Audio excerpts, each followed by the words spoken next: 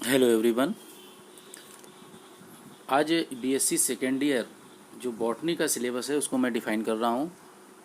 इसमें आपके 3 पेपर होते हैं, paper first, second and third.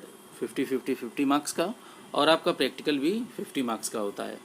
चलिए, तो इसका एक एक पेपर को डिटेल में आपको मैं बताता हूँ। जो पेपर फर्स्ट है, diversity of angiosperm, systematics, development and reproduction, very important. देखिए, मैं यहाँ पर आपको ये भी बता रहा हूँ कि ये पेपर किन किन पॉइंट ऑफ व्यू से इम्पॉर्टेंट है। मतलब आपके सिलेबस के लिए तो ये इम्पॉर्टेंट है ये। इसके अलावा जो इन फ्यूचर आप लोग अगर मेडिकल की प्रिपरेशन कर रहे हैं या करना चाह रहे हैं, ठीक, तो उसके भी पॉइंट ऑफ व्यू से मैं एक एक चीज़ यहाँ पर क्लियर कर दूंगा कि कौन कौन यूनिट और कौन कौन टॉपिक आपके लिए ज़्यादा महत्वपूर्ण है, जिनको आप मेडिकल में यानी नीट एग्जामिनेशन के पॉइंट ऑफ व्यू से अच्छी तरीके से तैयार कीजिए। इसके लिए आप लोग अपनी एक कॉपी पेन लेके रख लीजिए, जो भी चीज़ें मैं बता रहा हूँ उन्हें नोट करते रहिए। चलिए, तो इसमें जो यूनिट फर्स्ट है, यूनिट फर्स्ट में आप लोगों को systematics, what is the meaning of the systematics, क्या होता है, principle of classification, nomenclature in, और इसके बाद में comparative study of different classification system. देखिए, इसको समझ लीजिए। सिस्टमैटिक हो गया या प्रिंसिपल ऑफ क्लासिफिकेशन हो गया, ये ओवरऑल अलग अलग साइंटिस्टों ने क्लासिफिकेशन दिया था, तो उनके बीच में क्या डिफरेंस है। क्लासिफिकेशन जैसे फाइलोजेनेटिक क्लासिफिकेशन हो गया, ये किस प्रकार का होता है, ठीक। उसके बाद में बायनॉमिकल सिस्टम क्या आया, तो ये अलग अलग टाइप के क्लासिफिकेशन है, तो उनको पढ़ना। तो उसी में सिस्टमैटिक्स क्या है, फिर प्रिंसिपल ऑफ क्लासिफिकेशन क्या है, सिद्धांत क्या है क्लासिफिकेशन का, कैसे नॉमेनक्लेचर किया जाता है, मतलब पेड़ जो आपको बॉटनिकल नाम पढ़ने, जैसे मैंगो है तो मैंगीफेरा इंडिका, ये बाइनॉमिकल नॉमेनक्लेचर है, इसको साइंटिस्ट कैरोलस लीनियस ने दिया था। तो इस टाइप के पैटर्न आपको पढ़ना है। इसी में जो कंपैरेटिव स्टडी आपको स्टडी करनी है, ये जो चौथा है, comparative study of classification system, किन के बीच में कंपैरेटिव स्टडी करनी है, तो उसमें पहला है बेंथम एंड हुकर। ये साइंटिस्ट थे बेंथम और हुकर ने, इन्होंने जो क्लासिफिकेशन का पैटर्न, ये सिस्टम दिया था, उसको पढ़ना है। इसके बाद में एंगलर और प्रांटेल का आपको पढ़ना है क्लासिफिकेशन। देन उसके बाद में हचिंगसन और कॉर्नेट का पढ़ना है, ठीक। ये आपको 3 क्लासिफिकेशन सिस्टम आपके हैं, जिसमें हचिंगसन का भी इम्पोर्टेंट है और बेंथम एंड हुकर का। ये जो मैं इम्पोर्टेंट बता रहा हूँ, इनसे क्वेश्चन पूछे गए हैं, तो जहाँ जहाँ मैं इम्पोर्टेंट कहूँ तो आप लोग समझ जाइएगा कि ये पूछे गए हैं या संभावना है इनके ज़्यादा आने की। इसके बाद में अगला टॉपिक है हर्बेरियम टेक्निक, कि हर्बेरियम क्या होती है। आप लोग हर्बेरियम फाइल बनाते थे ना, जिस फाइल में पत्तियाँ आती हैं ड्राई करके लगाई जाती हैं, तो उसकी क्या टेक्निक है, कौन कौन से प्रोसीजर का फॉलो किया जाता है, उन सारी चीज़ों के बारे में पढ़ना है। इससे भी क्वेश्चन 1-2 बार लॉन्ग पूछा गया है या आ सकता है। देन उसके बाद बॉटनिकल गार्डन, वेरी इंपॉर्टेंट। ये टॉपिक आपका बहुत इंपॉर्टेंट है, बॉटनिकल गार्डन इंडिया के भी और जो वर्ल्ड के हैं। जैसे लखनऊ में ही अपना बॉटनिकल गार्डन है, ठीक, कलकत्ता में भी है, तो लखनऊ में नेशनल बॉटनिकल गार्डन है। तो इस तरीके से आप लोगों को ये बॉटनिकल गार्डन पर ज़्यादा फोकस करना है, और कंपटीशन पॉइंट ऑफ व्यू से भी ये इम्पॉर्टेंट है। इसके बाद यूनिट नंबर सेकेंड में taxonomic study of following families and their economic importance. देखिए, ये जो यूनिट है, ये आपकी सबसे टफ भी है और सबसे इम्पॉर्टेंट भी है, और इस यूनिट से शॉर्ट क्वेश्चन और लॉन्ग क्वेश्चन दोनों आते हैं। आपके ग्रेजुएशन में तो आते ही हैं, इसके बाद नीट के पॉइंट ऑफ व्यू से भी बहुत इंपॉर्टेंट है, ठीक है। वहाँ पर नीट में 3 ही फैमिलियाँ हैं, लेकिन यहाँ पर आपकी बहुत ज़्यादा हैं। तो इसमें जो जो महत्वपूर्ण फैमिली है, मैं उनके बारे में भी बताऊँगा आपको, कि इनको अच्छी तरीके से आप लोग पढ़ लीजिएगा। तो सबसे पहले जो प्लांट होते हैं ना एंजियोस्पर्म के, मोनोकॉट और डाइकॉट, ठीक, तो उसमें डाइकॉट से रिलेटेड जो जो फैमिलियाँ हैं उनके बारे में पहले बताया गया है। तो सबसे पहले रेननकुलेसी। देखिए, इस फैमिली में आपको पढ़ना क्या है। जैसे आप मान लीजिए गुलाब आपने देखा, तो गुलाब किस प्रकार का पुष्प है, ठीक, इन उसमें पुष्प क्रम क्या है, इन्फ्लोरेसेंस, उसकी मतलब फ्लावर के बारे में पढ़ा, कैरिक्स, कलोला, एंडोसियम, गाइनोसियम। फिर उसका फ्लोरल फार्मूला क्या होता है, फिर उसका फ्लोरल डायग्राम क्या होता है, फ्रूट कैसा है, ये कंप्लीटली जो ये पूरी चीज़ें इन सबको स्टडी की जाती है एक एक फैमिली में। तो ऐसे ही आपको ये जितनी फैमिली हैं, तो हर फैमिली से रिलेटेड जब मैं क्लास आगे लूँगा तो हर फैमिली में जो महत्वपूर्ण प्लांट हैं और उनको में कैसे उनकी स्टडी करनी है, एक एक चीज़ मैं आपको बताऊंगा। यहाँ मैंने आपको थोड़ा सा बता दिया। देन उसके बाद मालवेसी फैमिली, ये इंपॉर्टेंट है, ठीक।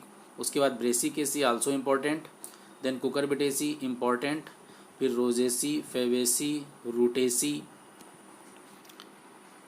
इसके बाद आपकी है एपेसी, एपोसाइनेसी, सोलोनेसी इम्पॉर्टेंट। उसके बाद में कन्वोलेसी फैमिली, उसके बाद में एकेंथेसी, देन लेमनेसी, उसके बाद एस्टेरेसी, देन रूबिएसी, एस्टेरेसी भी इम्पॉर्टेंट है, और फिर यूफोर्बिएसी, ये भी इम्पॉर्टेंट है, ठीक। तो इतनी आपकी फैमिली हैं। इन फैमिली में इसके बाद में फिर मोनोकॉट की भी हैं। मोनोकॉट में आपको ये पोएसी और लिलिएसी, ये दोनों पढ़नी है, जिसमें दोनों इम्पॉर्टेंट, इनको छोड़िएगा नहीं, इनसे ज़रूर क्वेश्चन आते हैं। तो ओवरऑल इतनी आपको एंजियोस्पर्म की फैमिली है जिनके बारे में स्टडी करनी है। बेटा इस यूनिट को बहुत कायदे से पढ़िएगा, छोड़िएगा नहीं। और इसका मैं तरीका आप लोगों को बताऊंगा आने वाली अपने क्लास में कि इसको कैसे स्टडी करनी है। बहुत ईजी लगेगा आपको, जब भी मेरे वीडियो आएंगे तो आप कहेंगे रियल में। ऐसे तो पूरी बुक है, एक एक फैमिली को पढ़ना बहुत टफ है, लेकिन जब इसको कतई कंपैरेटिव स्टडी कराऊंगा हर फैमिली की तो बहुत इजी हो जाएगा। इसके बाद में आता है यूनिट नंबर 3। यूनिट नंबर 3 में है external morphology of vegetative and floral part. देखिए फ्लोरल पार्ट मतलब पौधे का जो इसमें समझ लीजिए जो एंजियोस्पर्मिक प्लांट है उसके बारे में पूरी स्टडी करनी, रूट, स्टेम, लीफ। और उसके बाद में फ्लावर के जो पार्ट होते हैं calyx, corolla, androecium and gynoecium. Then उसके बाद में उनकी जो कंडीशंस होती हैं, ठीक, जैसे फ्लावर कंप्लीट है या इनकम्प्लीट है, एक्सेट्रा एक्सेट्रा, मोनोसियस है, dioecious, there are so many condition which is found in the flower. वो सारी आप चीज़ों को यहाँ पर स्टडी करनी। देन उसके बाद में इसमें से शॉर्ट आता है, इसमें से अगर पूछा भी जाएगा तो शॉर्ट पूछे जाएंगे। लेकिन जो ये अगला है मॉडिफिकेशन, फाइलोड, क्लेडोड और फाइलोक्लेडोड, ये बहुत इंपॉर्टेंट है।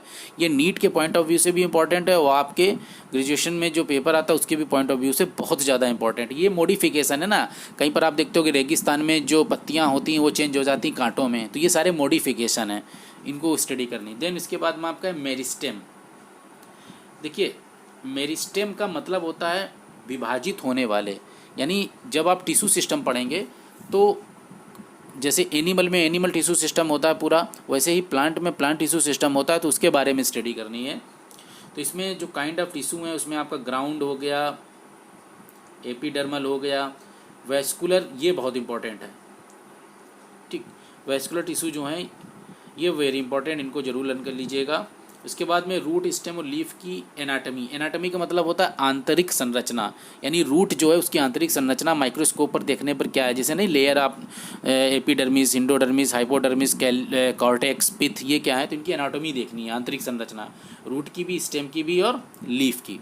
इसके बाद में आपको जो ये 5वीं कैम्बियम, वेरी इंपॉर्टेंट, कैम्बियम का क्या फंक्शन है, और इस कुछ ऐसे रूट स्टेम होते हैं जहाँ पर इसकी एबनॉर्मेलिटीज़ होती हैं, इन्हों एनोमलीज भी बोलते हैं। मतलब जैसे कैम्बियम का मेन रोल होता है सेकेंडरी ग्रोथ कराना। सेकेंडरी ग्रोथ क्यों होती है? जिससे पौधे मोटाई में वृद्धि करते हैं, ठीक। ये मतलब मैंने एक शॉर्ट बात बता दी आपको।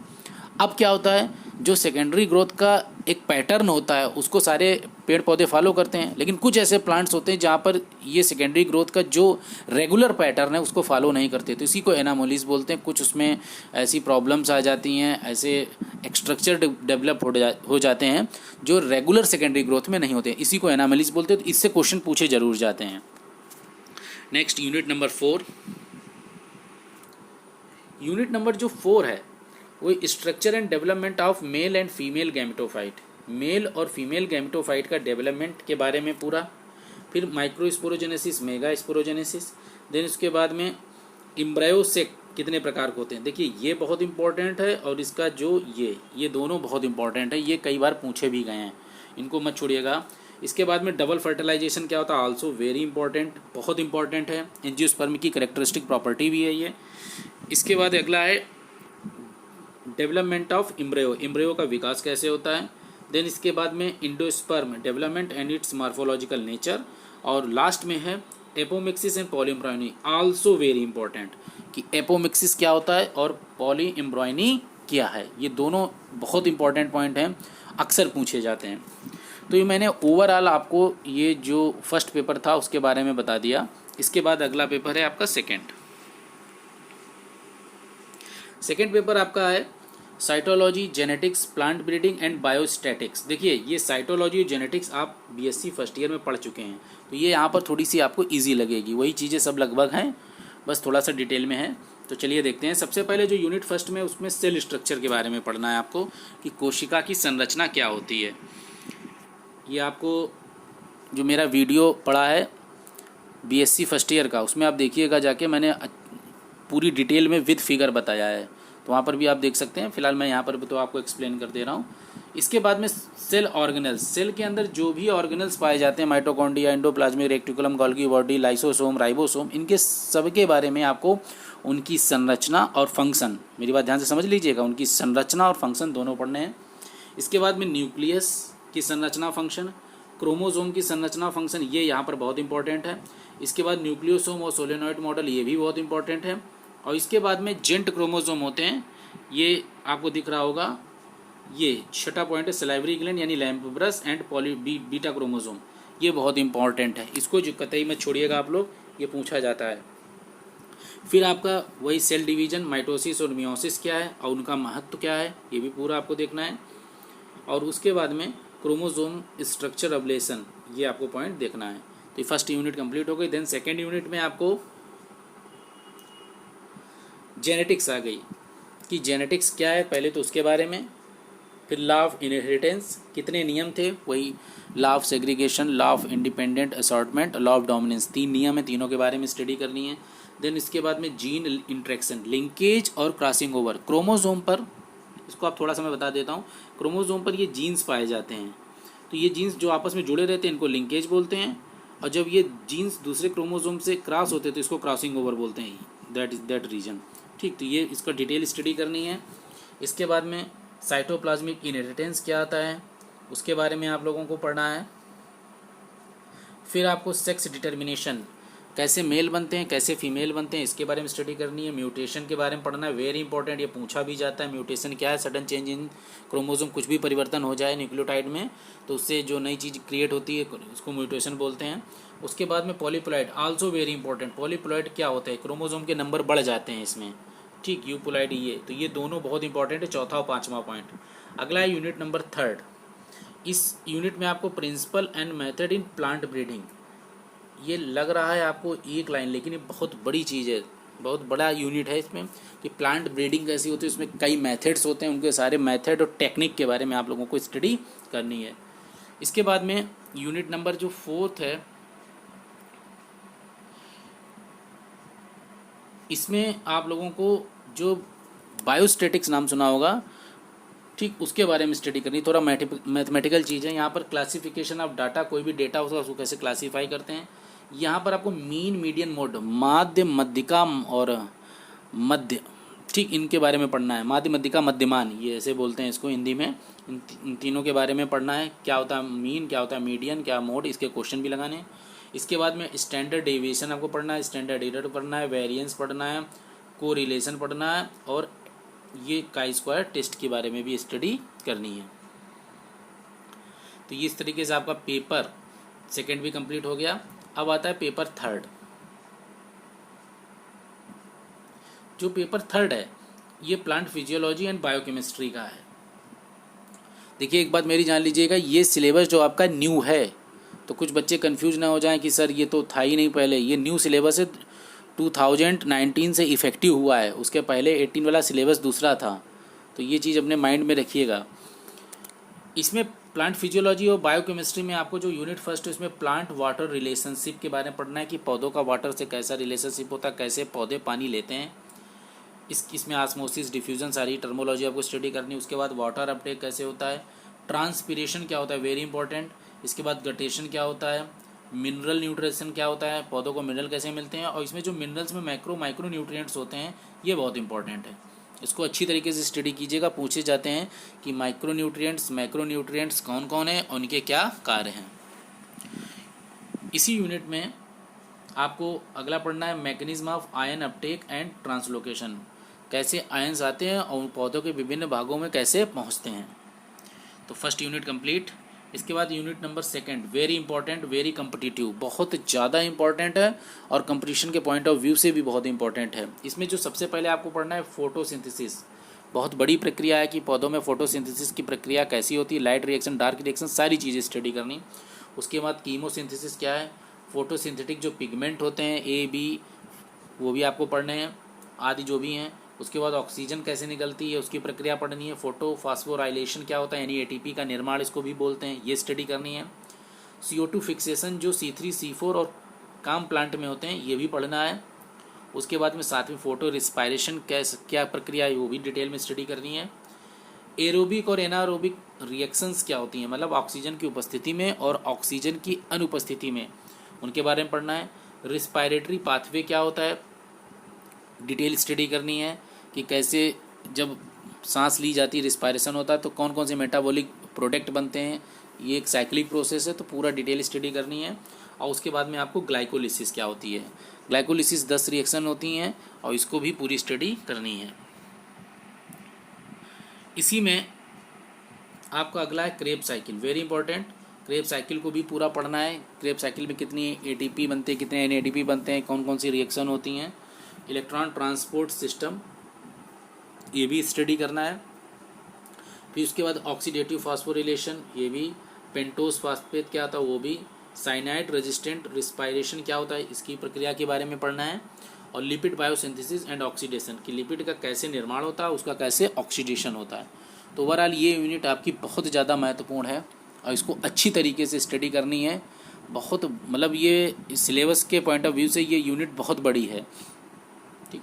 इसके बाद यूनिट नंबर थर्ड, ये थर्ड पेपर बेटा बहुत इंपॉर्टेंट है आपका, इसमें कुछ भी नहीं छोड़ना है क्योंकि इसकी हर एक हेडिंग से आपके क्वेश्चन भी बनेंगे, नीट में भी बनेंगे, दूसरे भी जो एग्जाम होंगे उसमें बनेंगे। तो इस पेपर को बहुत अच्छी तरीके से प्रिपेयर करना है। इसमें पहला पॉइंट आपको है नाइट्रोजन मेटाबॉलिज्म, इससे तो क्वेश्चन बचता ही नहीं है। नाइट्रोजन फिक्सेशन क्या होता है, इसमें क्या बोलते हैं अमोनिफिकेशन क्या होता है, कई बैक्टीरिया इसमें इन्वॉल्व होते हैं उनके बारे में पढ़ना है। तो ये बहुत ही इंपॉर्टेंट है। इसके बाद बायोलॉजिकल नाइट्रोजन फिक्सेशन इसी का पार्ट है। नाइट्रोजन साइकिल क्या है वो भी इसी का पार्ट है। और नाइट्रोजन एसिमिलेशन, ये सारे स्टेप होते हैं नाइट्रोजन मेटाबॉलिज्म में, ये सारे स्टडी करने हैं। इसके बाद ग्रोथ क्या होती है, ग्रोथ कर्व सिग्मॉइड होता है, उसके बारे में पढ़ना है कि कौन कौन सी अवस्थाएं होती हैं। फिर उसके बाद में यहाँ पर ये बेटा फोटो हार्मोन्स गलत लिख गया है, फाइटो हार्मोन्स है, PHY है और TO, प्लांट हार्मोन्स बोलते हैं। पौधों में भी एनिमल की तरह हार्मोन्स की आवश्यकता होती है तो इसको बोलते हैं फाइटो हार्मोन्स। इसमें पहला आपको पढ़ना है ऑक्सिन। देखिए इन हार्मोन्स को कतई मत छोड़िएगा, बहुत इंपॉर्टेंट है। हार्मोन्स में जो प्लांट हार्मोन्स हैं उनके फंक्शन पूछे जाते हैं कि ऑक्सिन का क्या फंक्शन है। जैसे एक हार्मोन्स अभी आपका है ये जिब्बरलिन, ये जो छोटे पौधे होते हैं उनमें डाल दो बौने पौधे तो डॉर्फिनिज्म को दूर करता है, बौनेपन को दूर करता है। तो ऐसे ही सबके अलग अलग फंक्शन हैं। इथाइलिन क्या है, साइटोकाइनिन क्या है, सारे ये आपके फाइटो हार्मोन्स, इनके बारे में स्टडी करनी है। इसके बाद में आपका है फोटो पीरियडिज्म क्या है, ये प्लांट होते हैं जो सनलाइट के डे और नाइट डे लेंथ के अकॉर्डिंग अपने आप को रिस्पॉन्ड करते हैं, इनमें फ्लावरिंग होती है तो इसी को फोटो पीरियडिज्म बोलते हैं। यहाँ पर वर्नेलाइजेशन, ये वर्बे लिख गया है, टाइपिंग मिस्टेक है, वर्नेलाइजेशन या नहीं है बेटा, बाकी स्पेलिंग वही।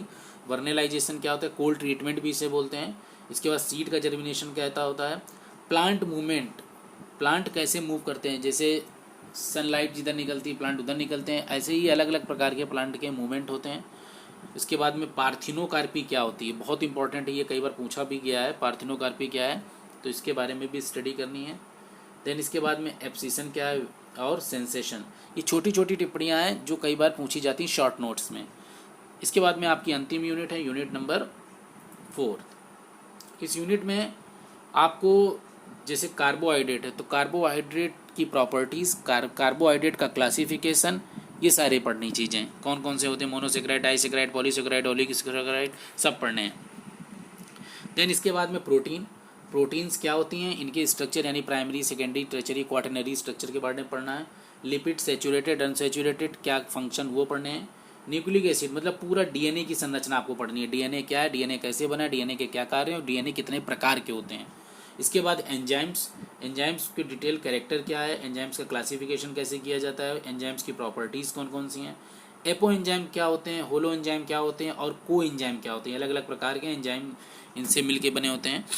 ठीक, इसके बाद में इसी में अगला है को फैक्टर्स किन्हें बोलते हैं और एंजाइम कैसे कार्य करते हैं, mechanism of action of enzymes, इनके सब के बारे में आपको पढ़ना है।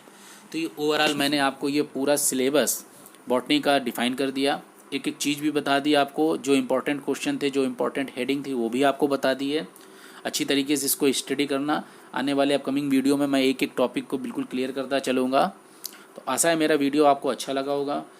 प्लीज़ बेटा, अगर आपको वीडियो अच्छा लगा तो इसको शेयर कीजिए, ज़्यादा से ज़्यादा लाइक कीजिए और सब्सक्राइब कीजिए। Thank you.